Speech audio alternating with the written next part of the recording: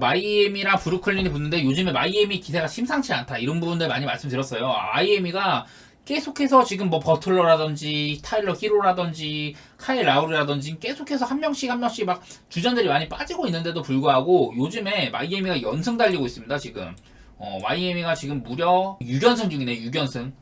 시즌 시작하고 첫 4경기는 4패를 했는데 그 이후에 지금 워싱턴, 레이커스, 멤피스, 애틀랜타, 샌안토니오, 샬럿 이런 상대적으로 약팀들 잡아먹으면서 마이애미가 많이 좀 잘 나가고 있어요. 근데 반대로 이제 그 브루클린은 디니디, 미칼, 캠 존슨, DFS, 클렉스턴 지금 주전 중에 시몬스랑 캠 토마스가 빠집니다. 그러니까 지금 사실 시몬스는 그렇다 치고 캠 토마스는 팀의 그 득점 볼륨을 채워줄 수 있는 자원이잖아요. 이거 양 팀의 전력이 사실 그렇게 큰 차이는 안 난다고 생각을 합니다. 그래서 나는 마이애미 홈발 같은 것도 조금 생각을 해보고, 그리고 요즘에 마이애미의 분위기가 너무나도 좋다는 점, 홈에서 마이애미가 분위기도 좋다는 점도 생각을 한번 해보고 싶고, 네, 일단은 요즘에 아데바요의 기세가 너무 좋아서 나름대로 히로가 없을 때도 괜찮았다. 히로가 없는 것도 좀 큰 타격이긴 한데 반대로 브루클린에도 뭐 시만수도 아예 뭐 차이가 없다고 할 수는 없고, 캠 토마스가 특히 가끔씩 막 40점도 때려박는 마이애미가 뭐 이가 없을 때 잇몸으로 더 잘하는 느낌이 많이 들더라고. 저는 마이애미가 뭐 히로가 없든 누가 빠지든 계속해서 어느 정도 점수 잘 내주고 승리도 잘 챙겨가더라, 그런 생각이 많이 들고,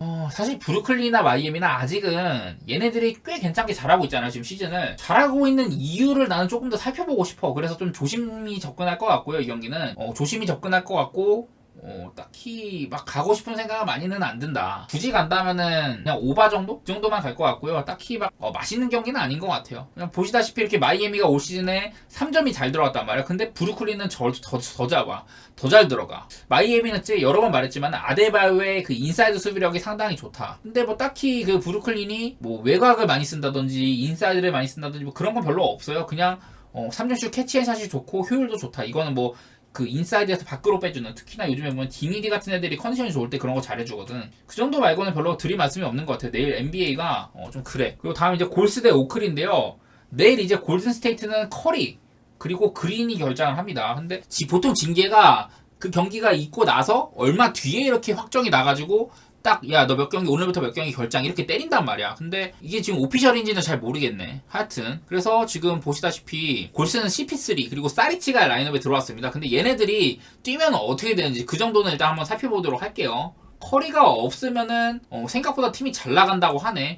커리가 없을 때 오히려 팀의 이런 마진들이 더 좋아져. 득점이나 실점 같은 부분에서 득점도 조금 줄지만은 실점이 대폭 하락한다. 15점가량 줄어든다. 그러니까 커리가 없을 때는 골스가 다소 좀 언더 가능성이 많이 좀 생긴다, 이렇게 보시면 편할 것 같아요. 커리가 있을 때는 평균적으로 한 230, 한 2점 정도 나는 건데, 커리가 경기장에 없으면은 212점 정도? 그러니까 상당히 차이가 많이 난다는 거죠. 물론 커리가 팀의 좀 그런 득점 볼륨을 채워주기도 하지만은 수비적으로도 꽤나 문제를 일으킨다고 봐야 되기는 해요. 커리도 막 수비가 좋은 선수는 아니니까. 그리고 이제 드레이몬드 그린이 있고 없고 차이도 한번 같이 이렇게 보면은, 드레이몬드 그린이 경기장에 있을 때는 마이너스 4.7이다. 경기장에 없을 때는 플러스 4.98이다. 경기장에 없을 때 수비가 훨씬 더 잘 된다. 커리나 그린이나 지금 원래 근데 커리는 수비가 안 좋다 치고 그린은 원래 골스의 수비를 거의 책임지는 선수였는데 생각보다 올 시즌만큼 이렇게 디펜시브 레이팅이 그 드레이몬드 그린이 경기장에 없을 때가 더 좋게 찍히더라. 일단 이런 부분들이 확인이 됩니다. 그래서 내일 뭐 드레이몬드 그린 경기장에 없으면 수비도 좋아지고 득점도 다소 한 3점가량 줄어드니까 지금 커리나 그린이 빠진 골스는 언더를 생각할 수도 있겠다. 일단 이런 생각이 조금은 들어요. 그리고 이 외에도 크리스 폴이 뛰었을 때, 그리고 그 다리오 사리치가 경기장에 있을 때도 한번 살펴볼게요. 이제 크리스 폴이 경기장에 있으면은 플러스 5가량 되고 경기장에 없으면 마이너스 2.88이다. 사실상 크리스 폴이 지금까지는 골든 스테이트의 벤치 타임을 많이 주도를 했단 말이에요. 근데 내일은 이제 선발로 나서게 되고, 크리스 폴이 경기장에 있으면은 공격은 큰 차이가 없는데 수비적으로 8점가량 플러스 요인이 있습니다. 크리스 폴이 경기장에 뛸 때 실점이 116에서 108까지 줄어들더라. 마찬가지로 언더의 다소간에 좀 웃어주는 지표라고 할 수가 있을 것 같아요. 그리고 다음 이제 다리오 사리치. 제가 개인적으로 사리치를 좀 좋아해요. 약간 옛날에 뭐 피닉스 있을 때부터 약간 좀 다재다능하고 여러 가지를 해줄 수 있는 빅맨이야. 막 파워가 아주 좋다, 뭐 슛거리가 좋다, 뭐 그런 것까지는 아닌데 인사이드에서 밖으로 빼주는 패스가 좋다든지 막 그런 다재다능한 빅맨 유형이거든요. 그래갖고 사리치도 저는 골스에 왔을 때 되게 반겼어요. 사리치 스타일이 골스의 이런 시스템 농구랑 상당히 잘 어울릴 거다. BQ가 좋은 빅맨이다. 바스켓볼 IQ, 농구 지능이 좋은 그런 빅맨이라고 보면 되는데, 사리치가 경기장에 있을 때 플러스 2.96, 없을 때 0.56이라고 하고요. 경기장 있을 때 보면은 득점이 5점가량 줄고 수비도 7점가량 좋아지고, 그러니까 커리랑 그린이 빠지고 CP3랑 사리치가 들어간 골스는 언더에 이런 향기가 많이 날 거다. 저는 전체적으로 이런 것들을 좀 찾아냈었거든요. 여기 오른쪽 아래 보시면 스틸 수치가 있는데 수비 스틸 수치상으로 이 뭐랄까 양팀 다 이렇게 좀 다이나믹한 그런 경기가 될 가능성도 어느 정도는 있어 보인다. 근데 문제는 이제 CP3라는 점, 그 골스에 이제 이래 그 리딩하는 사람이 CP3라는 점. 크리스 폴은 뭐 커리어 사상 턴오버가 상당히 적고 어시 많이 주는 걸로 유명한 선수고, 그래서 오클라호마가 이 커리 대신에 그 CP3가 뛰는 골스 상대로는 턴오버를 유발하는 그런 수비를 적극적으로 펼치는 게 어렵다고 봐요. 왜냐면은 오클라호마의 그 조시 기디도 그렇고 스가도 그렇고 수비가 앞선 수비가 좋은 선수는 아니란 말이죠. 근데 도르트나 제이덕 같은 애들은 수비가 아주 좋은 선수들이고, 저는 개인적으로 내일 좀 오클라호마도 얘네도요 좀 오버페이스가 보통은 많이 나는 팀이지만은 얘네가 언더 흐름이 많이 날 때를 보면은 상대의 이런 템포에 맞춰가는 부분들이 종종 눈에 띄거든요. 보면은 대표적으로 저번에 세크 같은 경기, 그때 이제 세크는 이제 막 지금처럼 팍스가 있는 세크가 아니라 팍스가 없는 그런 좀 뭐랄까 템포도 많이 느린 그런 세크였잖아요. 그리고 전방에는 다비오 미첼이라는 좋은 수비수가 있었고, 물론 뭐 지금 CP3나 삼슨이 앞선에서 좋은 수비라고 할 수는 없지만은 일단 전 템포 자체가 좀 느린 경기가 될 거라고 생각을 해요. 보통 이제 오클라호마는 페이스가 5등 정도로 굉장히 빠른 팀인데, 저는 이거 일단은 골스는 무조건 뭐 속공보다는 세트 오펜스를 많이 할 거라고 보고, 특히나 포워드가 이제 사리치라는 점, 그런 점들 뭐 쿠민가 이런 애들은 아니라 사리치라는 점 때문에 약간 이타적인 농구라고 해야 될까요? 그런 농구로 진행될 가능성이 높다고 생각을 해요. 그냥 무엇보다도 이 경기는 저는 언더가 제일 좋아 보이고요. 언더를 좋게 보는 데는 아무래도 그 오클라호마가 골스의 이런 페이스에 약간 좀 휘말려들 가능성이 있다, 그런 생각을 하거든요. 그래서 뭐 승패 같은 경우는 물론 오클이 2.5 받았으면 2.5 마인을 보는 게 맞는데 그렇게 아주 좋게는 안 볼게요. 그냥 이 경기도 마찬가지로 언더 쪽을 좋게 본다는 거, 그 정도만 말씀드리도록 하겠습니다. 내일 있을 축구 경기 총 한국 빼면 14경기 정도 있어요. 그거를 하나하나 한번 뜯어보도록 하겠습니다. 일단은 지금 A조 같은 경우는 조지아 대 스코틀랜드, 키프로스, 스페인 이렇게 있습니다. 지금 여기 조상을 한번 보면요, 스페인이랑 스코틀랜드가 승점 15점이에요.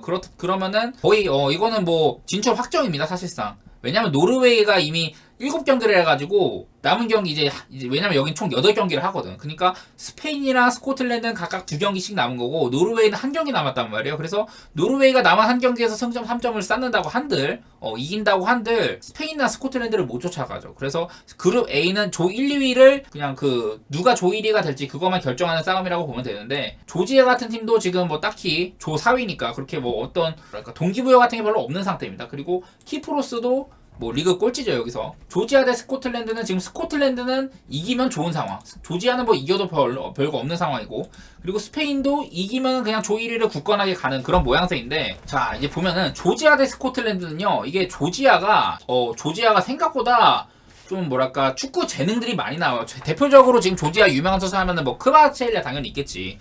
근데 그 크바르츠엘리아 말고도 이 전통적으로 소련 시절에도 조지아는 나름대로 축구 재능들을 많이 배출해오던 나라들이에요.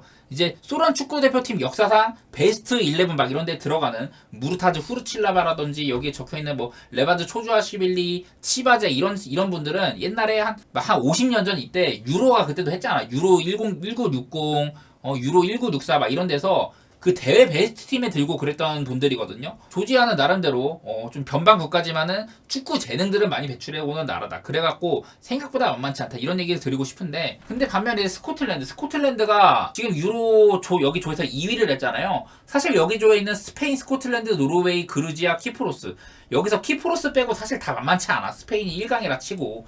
그래서 스코틀랜드, 노르웨이, 그루지아 중에 어디가 사실 2등을 해도 납득이 갈 만한 수준이었는데, 특히 황금 세대라고 불리는 노르웨이를 꺾고 스코틀랜드가 조 2위를 지금 확정 지은 거잖아요. 그러니까 조 1, 2위 그 진출을 확정 지은 거잖아요. 스코틀랜드는 지금 최근 강한 허리와 전방이라고 써놨는데, 특히 이제 맥긴이랑 퍼거슨, 다이스 같은 전방 자원, 그리고 허리에는 그레고르, 맥토미니 뭐 이런 친구들. 그래갖고 지금 약간 스코틀랜드도 좀 알게 모르게 황금 세대인 것 같다. 당연하게도 그 이제 리버풀의 사이드백 그 친구는 말할 것도 없고, 그만큼 뭐 스코틀랜드는 지금 세대도 좋은 것 같더라. 저는 이 경기 조지아도 만만치 않은 팀이고 스코틀랜드가 또 원정이라는 점, 이런 것들 고려를 하면요, 물론 체급상으로는 스코틀랜드가 우위지만은 조지아도 꽤나 홈에서 끈덕진 승부를 할 수도 있다고 생각하는 편이라서 그냥 무승부를 가든지, 그냥 단순히 스코틀랜드의 일반승 가는 것보다는 이겨도 그냥 난 시원치 않게 이길 것 같다. 그래서 햄무 보고요. 스코틀랜드 햄무 보고 무승부도 이렇게 같이 보는, 그냥 고배당 가기에 괜찮은 경기인 것 같다. 이런 생각만 좀 합니다. 다음 뭐 키프로스는요. 지금 스페인이 3.5마인밖에 안 받았단 말이에요. 근데 스페인이 3.5마인 받았다는 거는 이거 나는 키프로스를 너무 높게 봤다고 생각을 해요. 키프로스가 지금 일단은 7경기 동안 2득점 25실점이고요. 엄청 처만하단 말이야. 특히나 키프로스가 그 조지아한테도 4대0 쳐맞아, 노르웨이한테도 4대0 쳐맞아, 스페인한테 저번에 그 원정 갖고 6대0으로 쳐맞았어요.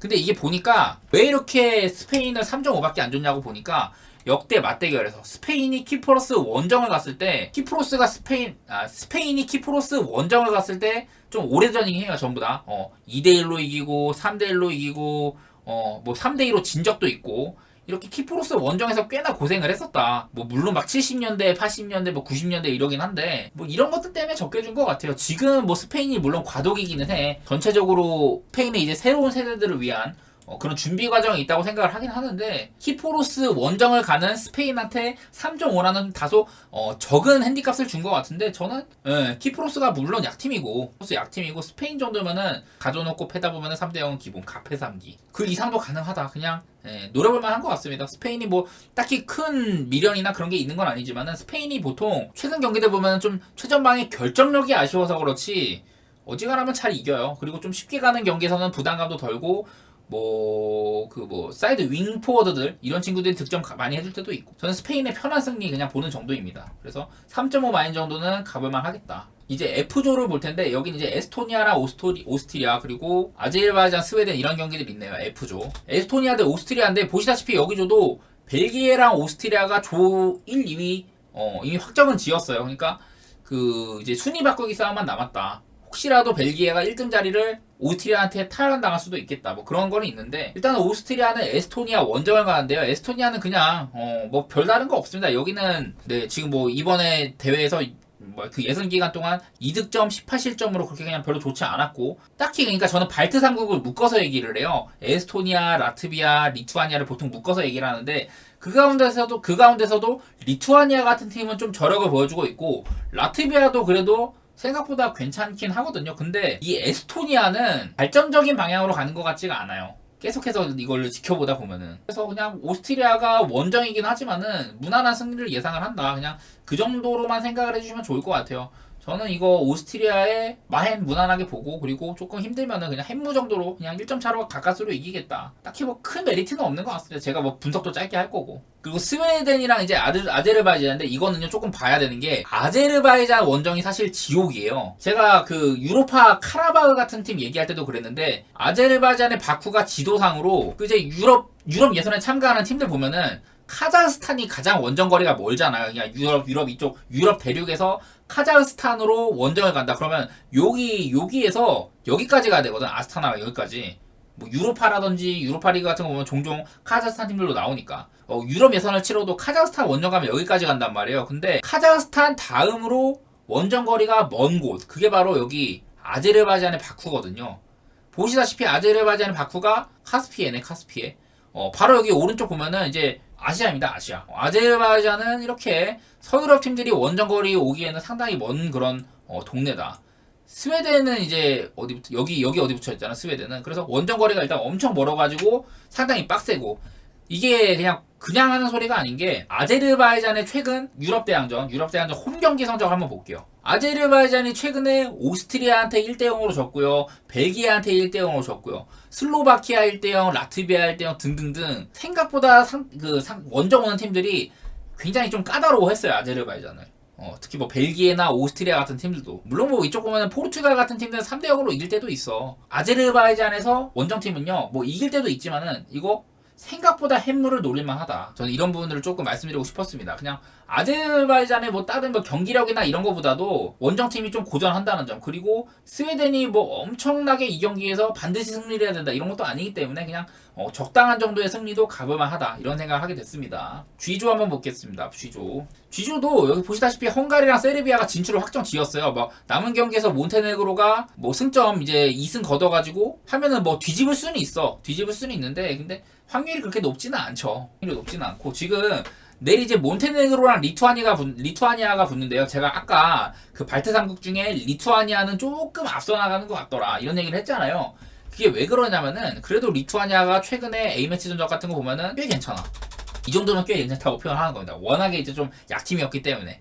무엇보다도 헝가리랑 직전 경기 비겼다는 점. 제가 헝가리를 엄청 좋게 평가를 해요. 헝가리는 유로에서도 보여줬었고 뭐 예선 때도 많이 보여줬는데 네이션스 리그에서도 지금 최근에 그러니까 두 개를 말씀드릴게요. 유로에서는 그때 당시에 독일, 포르투갈, 프랑스 나름대로 잘 싸우는 모습 많이 보여줬습니다. 그때 독일이 4위였고 헝가리가 3등이었거든요. 그때. 그리고 이번에 네이션스 리그에서는 잉글랜드, 이탈리아, 독일, 헝가리였던가? 하여튼 그런 조였는데 거기서 헝가리가 2위를 했어요. 이탈리아가 1위, 헝가리가 2위를 해가지고 네이션스 리그 결선 토너먼트에 올랐다. 그만큼 헝가리가 지금 유럽의 강팀들 상대로 굉장히 잘하고 있고 뭐 물론 약팀을 그렇게 아주 잘 뒷밟지는 않는데 뭐 그 정도로 헝가리를 높이 평가합니다. 근데 그 헝가리랑 리투아니아가 비겼었다. 직전 경기에서. 그리고 그 구간 10월달에 벌어진 A매치에서 리투아니아는 심지어 원정에서 불가리아를 잡았다. 이때 아마 근데 불가리아가 제가 퇴장이 있었던 걸로 기억을 하긴 해요. 어쨌든 이렇게 좀 리투아니아는 그래도 긍정적인 방향으로 가고 있더라.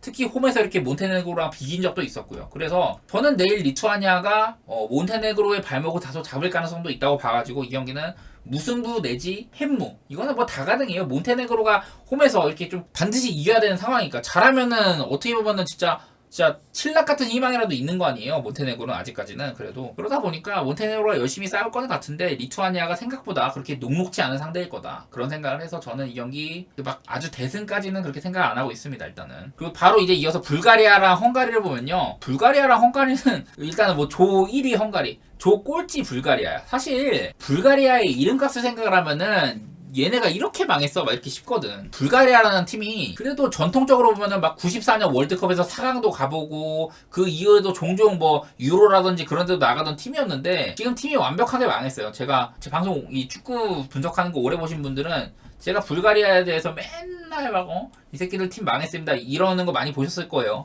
그만큼 지금 불가리아는 상태가 메롱이다. 옛날 한창 잘 나가던 시절에 뭐 발라코프, 흐리스토 스토이치코프 막 발롱도르 탔던 선수도 배출했었으니까 그 이후에 뭐 한 이제 2000년대 후반 들어서는 뭐 베르바토프도 있었고요. 그때 뭐 누가 뭐 마틴 페트로프나 뭐 이런 친구들도 있었는데 그 이후로는 이제 뭐 불가리아 유명 축구 선수가 거의 찾아보기가 힘들죠. 그나마 뭐 주작 블라즈 뭐 그 정도 말고는 거의 없어. 그런 상황이고 그렇게 좀 네임밸류 그러니까 좋은 선수도 안 나올 뿐더러 이런 그런 국가대항전 유럽 이런 대륙 뭐 대회라든지 그런 데서도 두각을 드러내지 못하고 있습니다. 그 불가리아가요.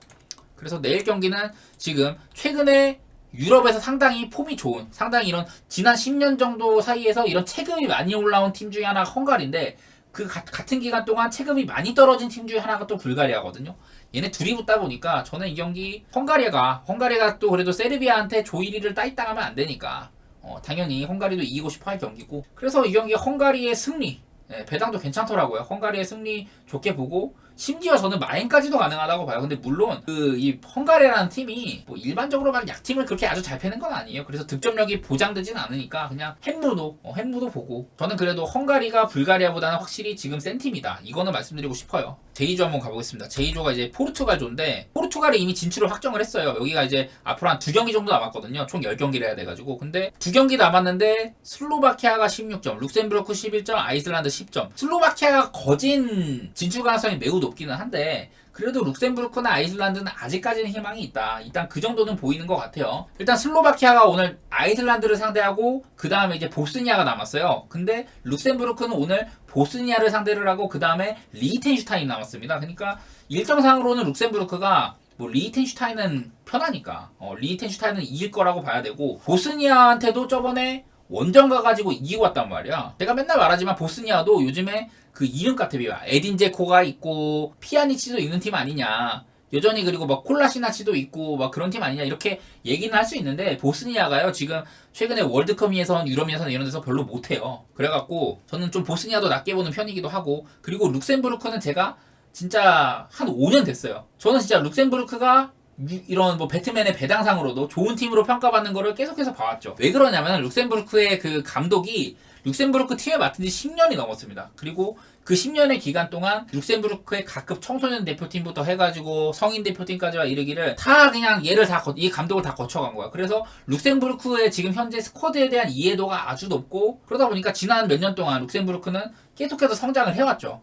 그렇게 해가지고 룩셈부르크가 지금 보면은 뭐 물론 이번 예선에서는 포르투갈한테 9대0 당하고 6대0으로 당하고 처맞기는 했는데 확실한 거는 좀 유럽의 애매한 팀들, 애매한 팀들이랑 충분히 비빌만한 레벨로 올라갔다. 단적으로 말하면요, 여기 조상항을 말씀드리면은 지금 2위가 슬로바키아잖아요. 그리고 3위가 룩셈부르크란 말이야. 근데 슬로바키아가 그래도 그냥 단순히 슬로바키아는 마렉 함식도 배출을 했었고 뭐 여러 가지 좋은 선수들 많잖아요. 슬로바키아의 그 대충 그냥 선수들 살펴보면은 나름대로 이름값 있는 애들 많아. 지금 나폴리에서 김민재 동료였던 로보트카도 있고 요드레이 두다, 오랫동안 세리아에서 뛰었던 그 이제 유라이 쿠츠카도 있고 뭐 슈크리니아를 밀란 슈크리니아도 파리스 생제르맹 다들 많이 아시죠. 그리고 두브라브카도 원래 세리아에서 뛰다가 지금 이제 EPL에서 뛰고 있고 여러 가지로 나름대로 슬로바키아의 라인업이 괜찮은 편이란 말이에요. 근데 룩셈부르크 라인업 여기서 아실만한 선수가 거의 뭐 바헤이로 말고는 없을걸? 진짜 많이 알아봤자 바헤이로. 그리고 나는 좀 분데스리가 좀 본다 이런 분들은 뭐 시나니 정도?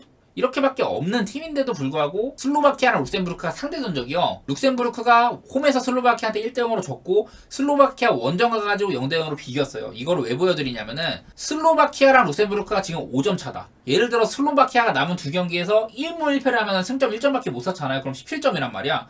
근데 룩셈부르크가 남은 두 경기를 다 이겨. 그러면 똑같이 17점이죠. 유럽 이런 유로에서는요. 그 순위 산정 방식이 가장 먼저 승점을 보고 이제 월드컵 같은 경우는 그 다음에 그 골드실을 보니까. 근데 유로에서는요 승점 다음에는 상대 전적을 봐요. 상대 전적. 그리고 뭐 상대 전적도 예를 들어 1승 1패로 동률이다라고 하면은 양팀 간의 그 골드실 뭐 2대0으로 이긴 거 1대0으로 이긴 거 이거 따지고 원정골 따지고 뭐 그런 순서대로 가는데 슬로바키아가 룩셈부르크한테 1승 1무로 앞서고 있기 때문에 슬로바키아는요 남은 두 경기에서 1무 1패만 해도 돼. 그냥 무승부 한번 뜨면은 그냥 진출이야. 반면에 룩셈부르크는 무조건 두 경기 다 이겨야 되고요. 그래서 저는 오늘 경기에 약간 임하는 자세.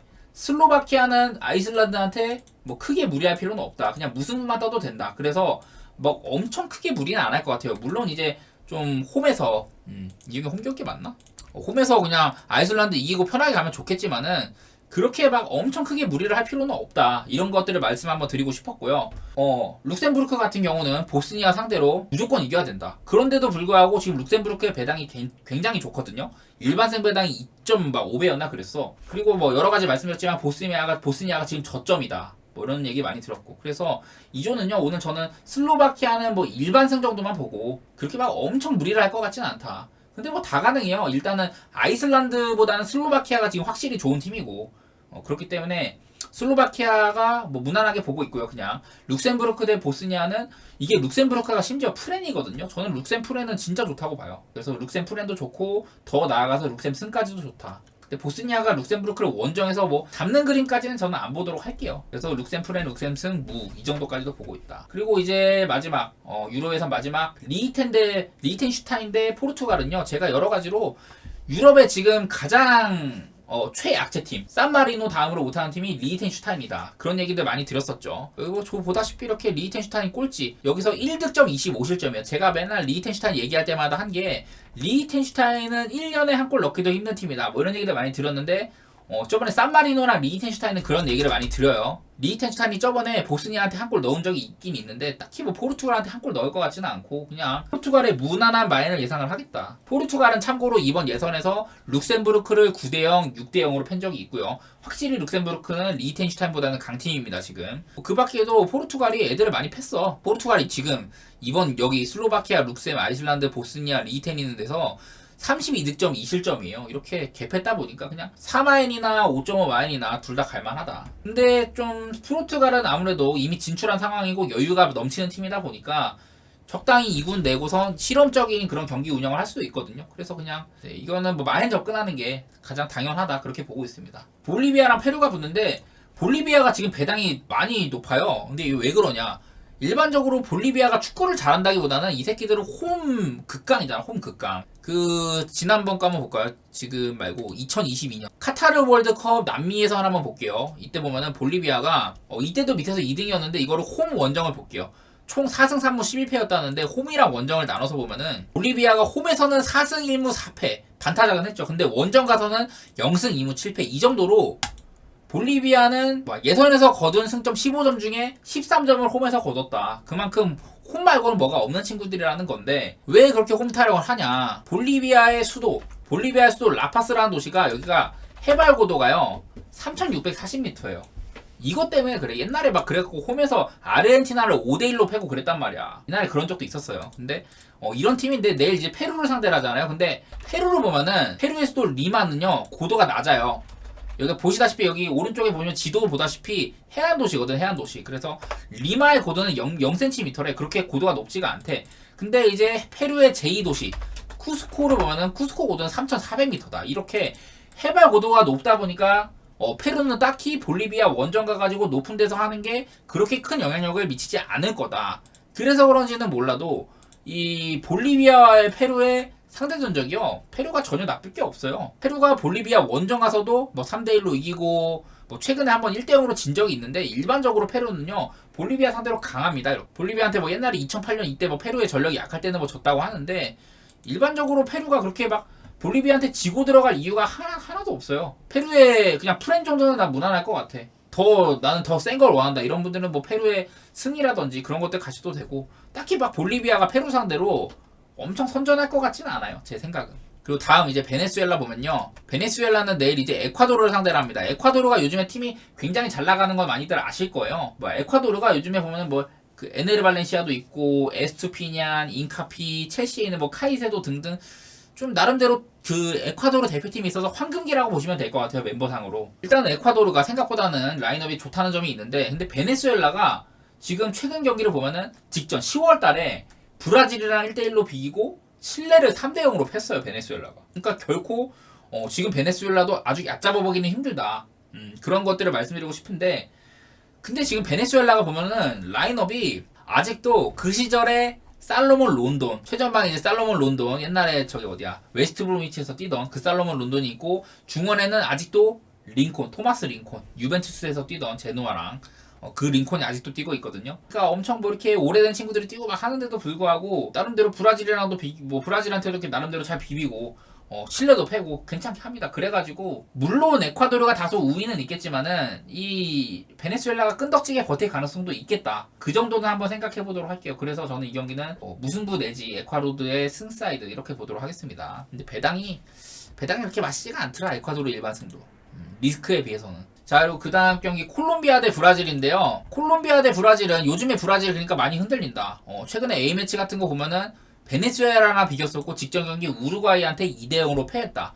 지금 브라질이 엄청난 위기죠. 근데 좀 브라질이 최근에 많이 흔들린다는 건 다들 많이 아실 거예요. 좀 이제 한 세대가 지나기도 했고 네이마르의 그런 세대가 슬슬 저물고 있는 중이니까. 그리고 수비진도 좀 이제 티아고 실바의 시대가 가고 이어받아서 이렇게 마르퀴뉴스 이런 친구들이 좀 해줘야 되는데 밀리탕이라든지 부상도 많이 있고 브라질이 다소간에 좀 그 위험을 많이 잃어버렸죠. 지금 이제 콜롬비아 원정이잖아요. 브라질이 이게 좀 재밌는 게 브라질이 콜롬비아 원정에서 생각보다 많이 못 이겼어요. 브라질이 이렇게 왼쪽에 있는 팀이 홈이고 오른쪽에 있는 팀이 원정팀인데 브라질이 보면은 홈에서는 뭐 나름대로 1대0 힘겹게라도 이겨. 근데 원정에서는 무승부